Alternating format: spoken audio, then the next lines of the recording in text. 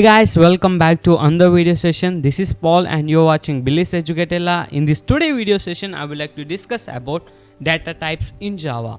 Before going to the video, do subscribe my channel, like the video and press the bell icon for my notifications. Now let us discuss the topic of data types. What is a data type? A data type specifies the different sizes and the values that can be stored in a variable. So a variable may be an alphabet or a numerical. So these numericals and the alphabeticals are stored in different sizes by using the data types in Java. So the main use of this data type is to store these variables, that means either alphabets or the numericals. There are two types of data types in Java. One is primitive data type and the other one is non-primitive data type. Now let us discuss what is a primitive data type. In Java language, primitive data types are the building blocks of the data manipulation. These are the most basic data types available in Java language. So for data manipulation, these primitive data types act as a building blocks. For example, if you want to perform addition between two numbers, so for performing these two additions, we need some data types. So here 1 and 2 are of integer data types. So for performing either addition or multiplication or any mathematical manipulation, we need the data types. So these data types act as the building blocks of the data manipulation.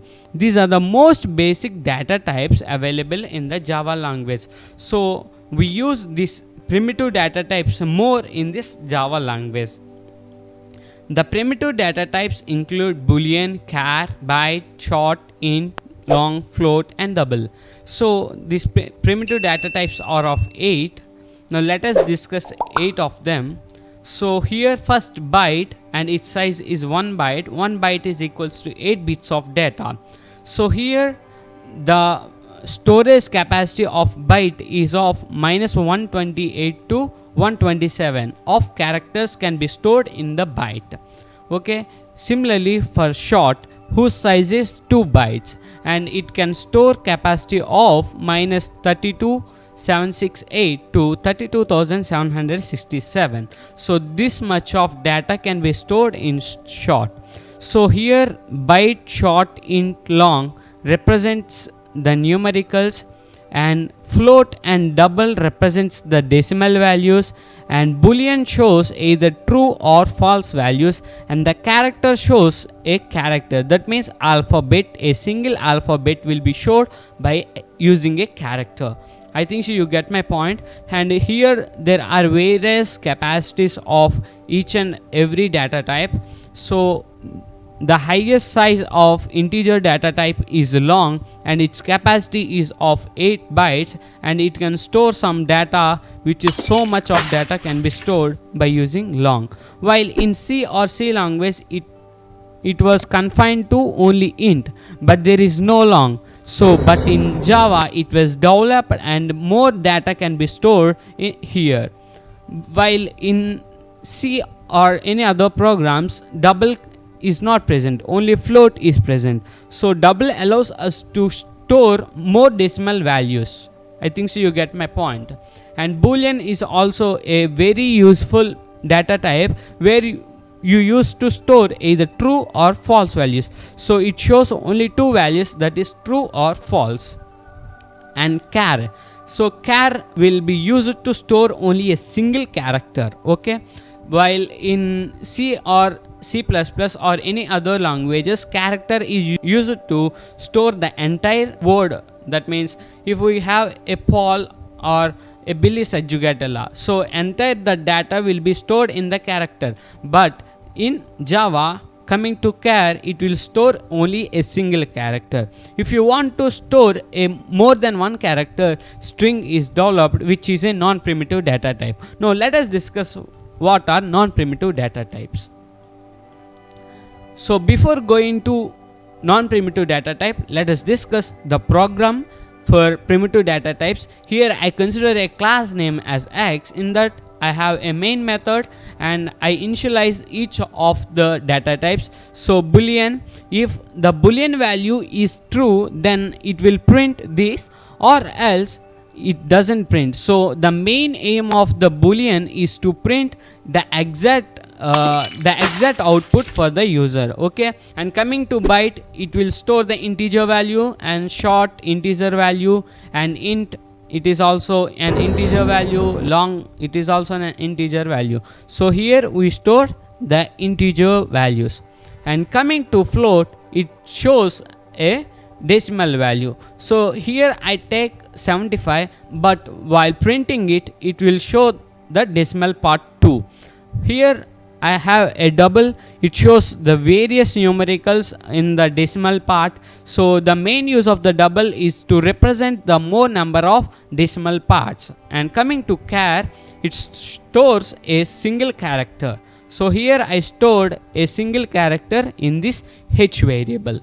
So here I am printing each of them. So for printing that, I use the variables names. So b, and here slash n represents that the value of the next data type will be print in the next line.